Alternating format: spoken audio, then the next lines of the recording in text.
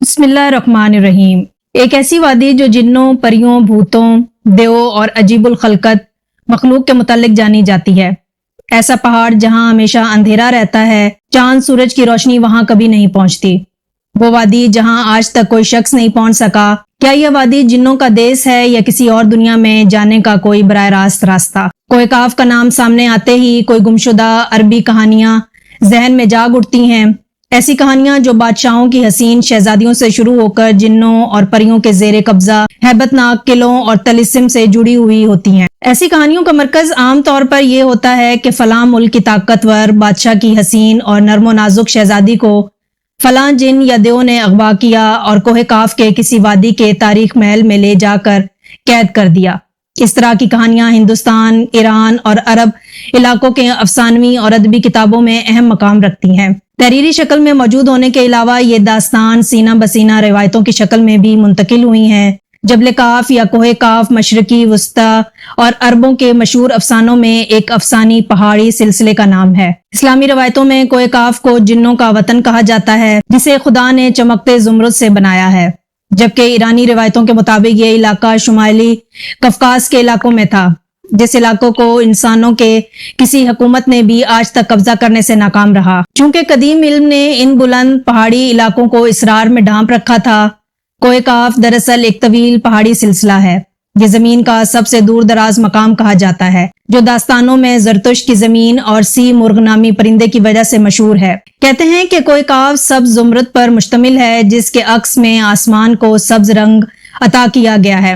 کوہ کاف کو جنوں کا شہر بھی کہا جاتا ہے، جہاں زمانہ قدیم میں جنات کی نسلوں نے بہت ساری حکومتیں قائم کی تھیں۔ امام قزوینی لکھتے ہیں کہ کوہ کاف کئی علاقوں میں منقسم ہے، جس میں 70 زمینیں چاندی کی ہیں اور 70 زمینیں سونے کی ہیں اور 70 مشک کی۔ عربی کتابوں کے مطابق کاف پہاڑی سلسلوں میں سب سے اونچا تھا، جو اللہ کی طرف سے زمین کو سہارا دینے کے لیے بنایا گیا تھا، اور اس دنیا میں جتنے بھی پہاڑی سلسلے ہیں، تمام سلسلوں کی شاخیں زیر زمین کوہ کاف سے جڑا ہے۔ اس طرح کوہ کاف جو اس زمین کا سب سے بڑا پہاڑ ہے، تمام پہاڑی سلسلوں کا مرکز ہے۔ زکریا القزوینی نے 13ویں صدی میں عجائب المخلوقات و غرائب الموجودات نامی ایک کتاب لکھی تھی، جس میں انہوں نے کوسمولوجی کے متعلق یہ نظریہ دیا ہے کہ آسمان کو خدا نے تھام رکھا ہے تاکہ وہ زمین پر نہ گر پڑے۔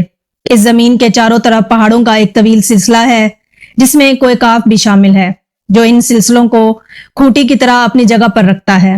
اسی طرح مشہور صوفی بزرگ جلال الدین رومی نے اپنی تحریروں میں کوہ کاف کا ذکر کچھ یوں کیا ہے کہ طاقتور بادشاہ سکندر ذوالقرنین نے آب حیات کی تلاش میں مشرق کا سفر کیا تھا۔ اس سفر کے دوران آپ کوہ کاف تک جا پہنچے تھے۔ جب آپ کوہ کاف پہنچے تو آپ نے دیکھا کہ وہاں فرشتہ اسرافیل قیامت کے دن سور پھونکنے کا انتظار کر رہے ہیں۔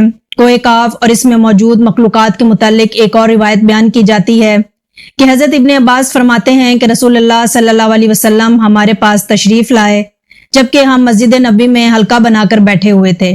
ہمیں آپ صلی اللہ علیہ وسلم نے فرمایا، کیا کر رہے ہو؟ ہم نے عرض کیا کہ ہم سورج کے متعلق غور کر رہے ہیں کہ وہ کیسے طلوع ہوتا ہے اور کیسے غروب ہوتا ہے۔ فرمایا، تم نے اچھا کیا، اس طرح سے مخلوق میں فکر کرو، خالق میں فکر نہ کرنا، کیونکہ اللہ جس کے لیے جو چاہتا ہے پیدا کرتا ہے۔ تم اس سے تعجب کرو کہ کوہ کاف سے آگے 7 سمندر ہیں، ہر سمندر 500 سال سفر کرنے کے برابر طویل ہے، اور اس کے آگے 7 زمینیں بھی ہیں جن کا نور ان کے باسیوں کے لیے چمکتا ہے۔ اس کوہ کاف کے آگے 70,000 مخلوقات ہیں جو اڑتی ہیں، ان کو پرندوں کی شکل میں پیدا کیا گیا ہے۔ یہ مخلوق اور ان کا بچہ پیدا ہوتے ہی ہوا میں اڑنے لگتے ہیں۔ یہ اپنی تسبیح کی ادائیگی میں ذرا برابر وقفہ نہیں کرتے۔ ان کا کھانا بھی ہوا ہے، ان کا پینا بھی ہوا ہے، اور ان کا لباس بھی ہوا ہے۔ ان کے برتن بھی ہوا کے ہیں۔ وہ یہ نہیں جانتے کہ اللہ نے حضرت آدم کو پیدا کیا ہے، اور نہ ابلیس کو جانتے ہیں اور نہ ہی ابلیس کی اولاد کو جانتے ہیں۔ اللہ نے کوہ کاف کو دنیا کے گرد تخلیق کیا ہے۔ یہ تمام دنیا اس پہاڑ کے درمیان میں ایسے موجود ہے جیسے ایک انگلی میں انگوٹھی۔ کوئی انسان وہاں پہنچ نہیں سکتا، کیونکہ وہاں پہنچنے تک 4 مہینے اندھیرے سے گزرنا پڑتا ہے۔ یہ وہ پہاڑ ہے جہاں کوئی سورج نہیں، کوئی چاند نہیں، یہاں تک کہ یہ لوگ چاند اور سورج کے بارے میں بھی نہیں جانتے کہ اللہ نے چاند اور سورج بھی تخلیق کی ہے۔ جو روشنی ان تک پہنچتی ہے وہ کاف پہاڑ کی روشنی ہے، اور وہاں موجود لوگ جڑی بوٹیاں کھاتے ہیں، اور ان کے بدن پر کوئی کپڑا نہیں ہوتا۔ صحابہ نے پوچھا، یا رسول اللہ، کیا وہ لوگ فرشتے ہیں؟ آپ نے ارشاد فرمایا کہ نہیں، وہ فرشتے نہیں ہیں، لیکن اللہ سے ان کی فرما برداری بالکل فرشتوں کی طرح ہے۔ پھر آپ نے فرمایا کہ معراج کی رات ان کی ملاقات کوہ کاف کے لوگوں سے ہوئی تھی اور وہاں کے لوگوں نے آپ صلی اللہ علیہ وسلم کی دعوت کو قبول کیا اور وہ مسلمان ہو گئے۔ صوفیہ کرام کے نزدیک دراصل کوہ کاف اس زمین میں موجود کوئی پہاڑ نہیں، بلکہ کوہ کاف سے مراد عالم مثال میں واقعہ وہ پہاڑی سلسلہ ہے جو بذریعہ کشف اولیاء کرام کے مشاہدے میں آتے ہیں، جیسا کہ خواجہ فرید الدین عطار جیسی صوفیہ نے اس تصور کا مشاہدہ کیا ہے۔ طریقت میں کوہ کاف کو شعور کا ایک دائرہ اور مرید کا حد سمجھا جاتا ہے، جسے پا کر بندہ فنا فی اللہ کے درجے تک پہنچ جاتا ہے۔ بہت سارے لوگوں کا یہ ماننا ہے کہ یہ لفظ کاف کسی چیز کے مرکز کو ظاہر کرتا ہے، اور یہ لفظ اتنا مقدس ہے کہ قرآن میں پوری ایک سورت کا نام سورہ کاف ہے، جو اس کوہ کاف پہاڑ کی طرف اشارہ کرتا ہے۔ اس سورہ میں اللہ کی وحدانیت، موت اور زندگی کا نظریہ پیش کیا گیا ہے۔ کوہ کاف جغرافی اعتبار سے ہماری زمین میں کہاں موجود ہے، اس کے متعلق مختلف نظریات پائے جاتے ہیں۔ زیادہ تر مورخین کا اس بات پر اتفاق ہے کہ عربی داستانوں کی کوہ کاف دراصل موجودہ روس میں کفکاس یعنی ماؤنٹ کوکس نامی ایک پہاڑی سلسلہ ہے۔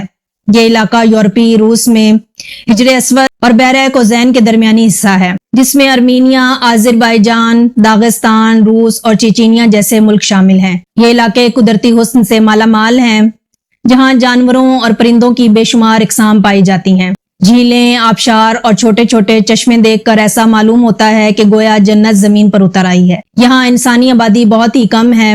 یہ پہاڑی سلسلہ ایشیا کو یورپ سے جدا کرتا ہے۔ اگر کوہ کاف کو خلائی سیٹلائٹ سے دیکھا جائے تو یہ علاقہ سفید پٹی جیسا نظر آتا ہے، جبکہ بعض محققین کا خیال ہے کہ کوہ کاف انٹارکٹیکا کے ان ویران اور برفیلے علاقے میں موجود ہے جو ہمیشہ بادلوں اور اندھیروں سے ڈھکا ہوتا ہے، جبکہ کچھ لوگ قدیم دور کے اٹلانٹسٹی کو ہی کوہ کاف قرار دیتے ہیں، جو کسی بڑے عذاب کی وجہ سے تباہ ہو چکا ہے۔ جدید فزکس کی نئی دریافت یعنی ڈائمینشن بھی کوہ کاف کو سمجھنے میں آسانی پیدا کر سکتی ہے۔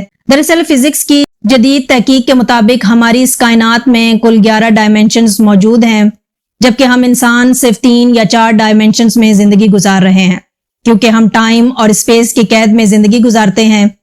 ان مزید 6 ڈائمینشنز میں کتنے ستارے، سیارے اور دنیا آباد ہیں، اس کا علم صرف اللہ تعالیٰ کو ہی ہے۔ محققین کے مطابق ارواح کی دنیا، عالم برزخ اور جنت اور جہنم انہی ڈائمینشنز میں موجود ہے، جن میں انسان موت کے بعد داخل ہوتا ہے۔ ممکن ہے کہ کوہ کاف بھی انہی 11 ڈائمینشن میں سے کسی ایک ڈائمینشن میں موجود ہو، جہاں نسل انسانی کا قدم رکھنا ناممکن ہے۔